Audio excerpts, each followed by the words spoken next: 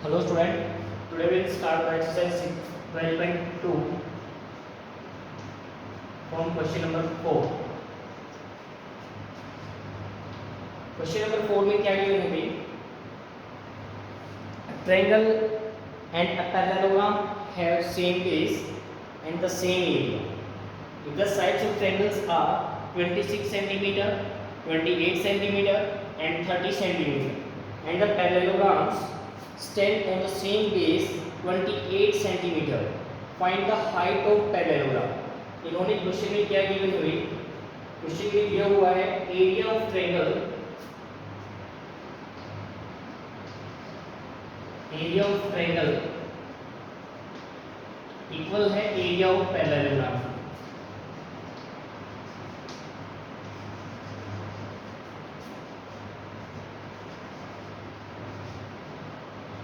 ठीक है भाई, और बेस भी इन दोनों का क्या है? सेम। एरिया ऑफ ट्रायंगल और एरिया ऑफ पैरेललोग्राम इक्वल दे रखा है और बेस ऑफ ट्रायंगल और बेस ऑफ पैरेललोग्राम भी दोनों क्या दे रखा है? हमें सेम दे रखा है।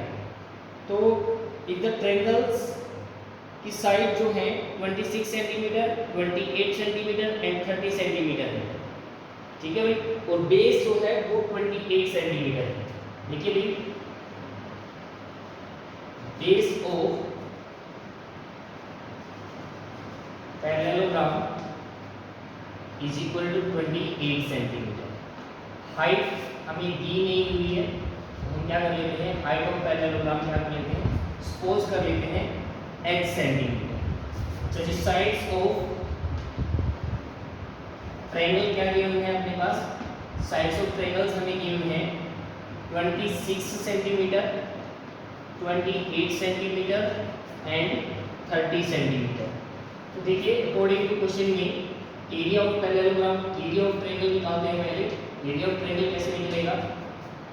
Bye Heron's formula. कैसे निकलेगा भाई? S minus A, S minus B और एस माइनस सी का अंडर रूट। तो यहाँ से आपका s क्या बन जाएगा भाई? s बन जाएगा 26 प्लस 28 प्लस 30 बाई 2। इन तीनों को ऐड करके डिवाइड बाई 2 कर रहे हैं, तो कितना हो जाएगा भाई? तीनों का ऐड 84 हो जाएगा। 84 बाई 2 कितना आ जाएगा भाई? डिडक्ट होकर 42, s आ जाएगा आपका 42। देन एरिया क्या बन जाएगा भाई? एरिया ऑफ ट्रायंगल बन जाएगा, यहाँ पर s की वैल्यू आ गई आपके पास 42। 42 माइनस 26, s माइनस सी है ना, 42 में से 26 चला जाएगा तो यहाँ पे कितना बचेगा? 16। फिर 42 में से 28 सब्ट्रैक्ट होगा, 28 सब्ट्रैक्ट होने के बाद बचेगा 14। अच्छा, 30 सब्ट्रैक्ट होने के बाद कितना बचेगा? 12। फिर हम इसे क्या करेंगे? फैक्टर्स बना लेंगे। कैसे फैक्टर्स बनेंगे? 7 6 जा और 16 का 4 इंटू 4 हो जाएगा। 14 का कितना हो जाएगा? 7 इंटू 2 हो जाएगा और इसका क्या हो जाएगा? 12 का 6 इंटू 2 हो जाएगा। ठीक है भाई, तो यहाँ से 7 का भी पेयर बन गया है, 6 का भी पेयर बन गया है, 2 का भी पेयर बन गया है, 4 का भी पेयर बन गया है। तो ये सभी हमारे क्या आ जाएंगे? 7 6 4 2। इन सब की मल्टीप्लाई करके सेंटीमीटर स्क्वायर आपका क्या आ जाएगा? एरिया ऑफ ट्रायंगल आ जाएगा। कितना आ जाएगा भाई? 4 2 जा 8, 8 6 जा 48, 48 7 जा 48 7 जा कितना आ जाएगा भाई? 48 7 जा 7 8 जा 56, कैरी 5, 7 4 जा 28 और 5 336 सेंटीमीटर स्क्वायर। फिर बेटा देखो, स्टार्टिंग में क्या गिवन था? एरिया ऑफ ट्रायंगल और एरिया ऑफ पैरेललोग्राम दोनों इक्वल दी हुई है। तो एरिया ऑफ ट्रायंगल कितना आ गया भाई आपके पास? अकॉर्डिंग टू क्वेश्चन आप यहाँ पर एक बार राइट करेंगे कि area of triangle is equal to area of parallelogram. Parallelogram का एरिया क्या होता है? बेस इनटू हाइट, और इसका एरिया कितना आया हुआ है? 336। बेस कितना है? 28 और ये कितना है आपके पास? h height. तो हाइट की वैल्यू निकालने के लिए 336 को हम 28 से डिवाइड करेंगे। 28 से डिवाइड करने के बाद कितना बचेगा भैया? 12 पर डिडक्ट हो जाएगा। 12 8 जा 96 कैरी 9, 12 2 जा 24 और 9 33। तो h की वैल्यू कितनी आ जाएगी भाई आपके पास 12 सेंटीमीटर। तो हाइट ऑफ पैरेललोग्राम कितना हो जाएगा 12 सेंटीमीटर। तो इस टाइप से आपका क्वेश्चन नंबर 4 हो जाएगा। इसके बाद नेक्स्ट क्वेश्चन देखिए भाई, फिफ्थ क्वेश्चन में क्या गिवन है, a rhombus shaped field have been grass for 18 cows for graze। देखिए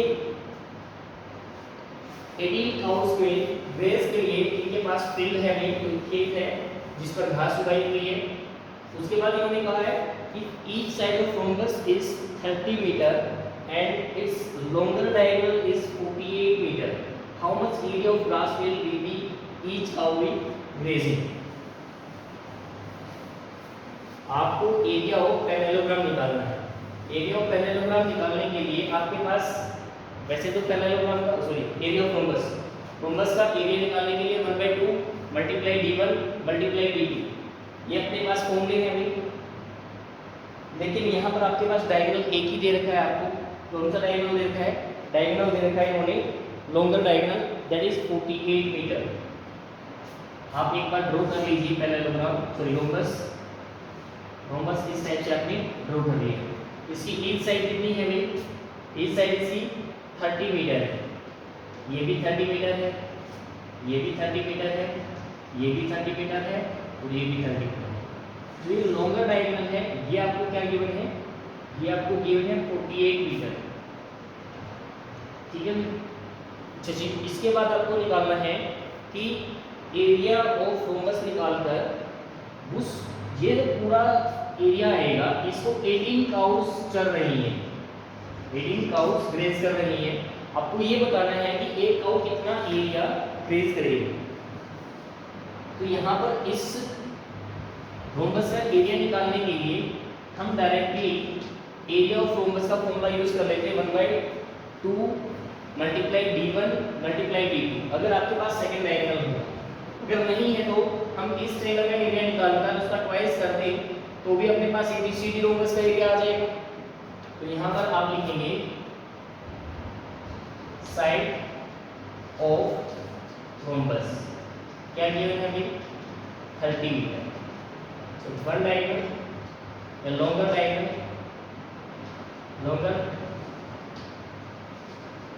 डायगोनल ऑफ रोम्बस कितना है भाई 48। हम एरिया ऑफ रोम्बस निकाल सकते हैं इससे area of triangle ABC plus area of triangle ADC। इन दोनों ट्रायंगल का एरिया निकालकर ऐड कर दें तभी हमारे पास क्या आ जाएगा, एरिया ऑफ रोम्बस आ जाएगा।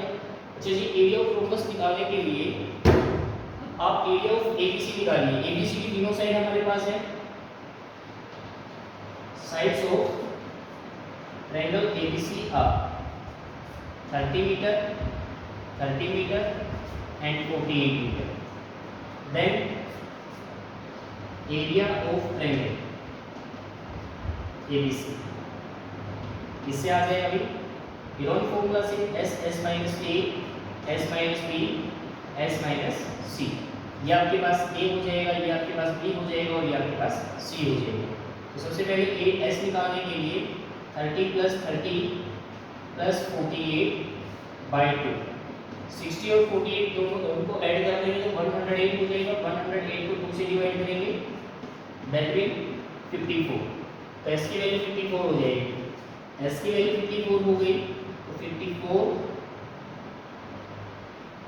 54 माइनस 30 54 माइनस 30 54 माइनस 48 ये हो जाएगा। सर 54 मल्टीप्लाई 54 में से 30 से सब्ट्रैक्ट हो जाने के बाद कितना बचेगा 24। तो यहाँ पर कितना आ जाएगा 24, यहाँ पर आ जाएगा बेटा 6। अब यहाँ से देखिए 24 तो कंप्लीटली इससे बाहर आ रहा है, कंप्लीट पेयर बन रहा है। 54 को हम क्या लिख सकते हैं 3 × 3 × 6 और ये आपके पास क्या है 6। 6 का भी पेयर बन जाएगा, 3 का भी पेयर बन जाएगा, 24 पहले से ही बाहर आ चुका है, तो 24 मल्टीप्लाई 3 मल्टीप्लाई 6, या आपके पास 24 3 जा 72, 72 6 जा 432 मीटर स्क्वायर। ये आपका एरिया ऑफ ट्रायंगल एबीसी आ जाएगा। अगर मैं एरिया ऑफ रोम्बस की बात कर रहा हूँ तो भाई एबीसी की भी सेम मेजरमेंट है, तो इसका एरिया भी सेम आएगा। तो हम कह सकते हैं कि ये 2 मल्टीप्लाई 432 हो जाए, यानी 864 सेंटीमीटर स्क्वायर आ जाएगा। तो अब इसके बाद क्या है, 18 cows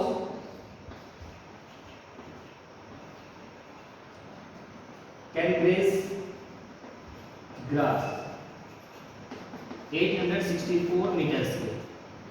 1 cow can graze grass 864 divide by 18। 18 से जैसे डिवाइड हो जाएगा तो 18 4 जा 72, 144 आ जाएगा, 18 8 जा 144, दैट मींस 48 मीटर स्क्वायर। तो 1 काउ जो ग्रेज करेगी ग्रास को 48 मीटर स्क्वायर एरिया को ग्रेज करेगी। गेट इट भाई? तो इस टाइप से आपका क्वेश्चन नंबर 5 हो जाएगा। इसके बाद 6 क्वेश्चन है। 6 क्वेश्चन देखिए क्या गिवन है अभी आपको।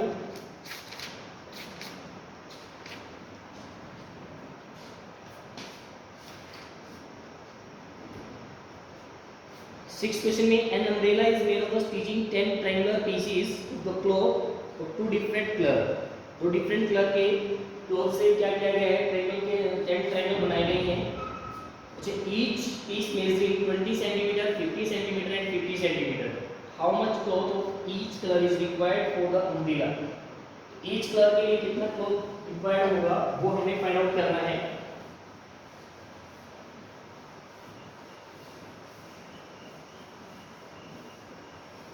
तो देखिए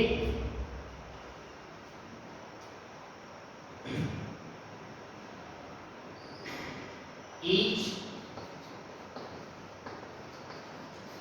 triangular piece of cloth measuring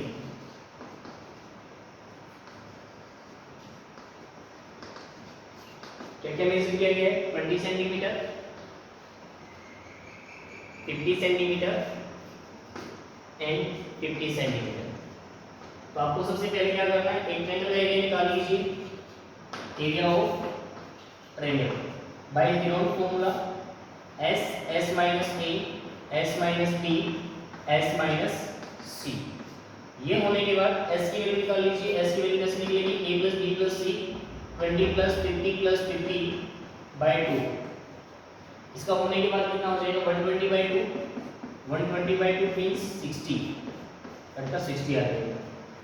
area कितना आ जाएगा अभी, S की वैल्यू 60, 60 माइनस A, A की वैल्यू कितनी है 20, तो B की वैल्यू यहाँ पर 60 माइनस 50 और C की वैल्यू भी कितनी है आपके पास 50। तो इस टाइप से आपके पास 60 माइनस 20 कितना हो जाएगा 40, 60 माइनस 50 कितना हो जाएगा 10, अच्छा 60 माइनस 50 कितना हो जाएगा 10। तो यहाँ पर आपके पास 10 तो पहले ही ऑलरेडी बाहर आ जाएगा। तो यहाँ से देखिए 60 को आप क्या राइट कर सकते हो, 60 को 6 × 10 राइट कर सकते हो। तो 40 को आप कैसे राइट कर सकते हो, 2 × 2 × 10। अच्छा 2 का भी पेयर बन गया, 10 का भी पेयर बन गया, 6 का कोई पेयर नहीं बन रहा, तो इसका एरिया कितना आ जाएगा 10 जा 100, 100 2 जा 200, 200√6 सेंटीमीटर स्क्वायर। ये तो बेटा एक ट्रायंगल का एरिया आ गया है। अब आपके पास ईच क्लॉथ यानी 2 टाइप का 2 कलर का क्लॉथ यूज हो रहा है, तो 1 कलर में कितने ट्रायंगल बने हुए हैं, 5 ट्रायंगल बने हुए हैं। तो area of 1 colour cloth, 1 colour cloth का एरिया कितना हो जाएगा,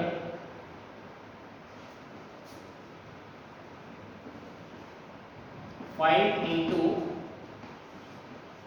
एरिया ऑफ 1 ट्रायंगल। तो आपके पास कितना आ जाएगा 1000√6 सेंटीमीटर स्क्वायर।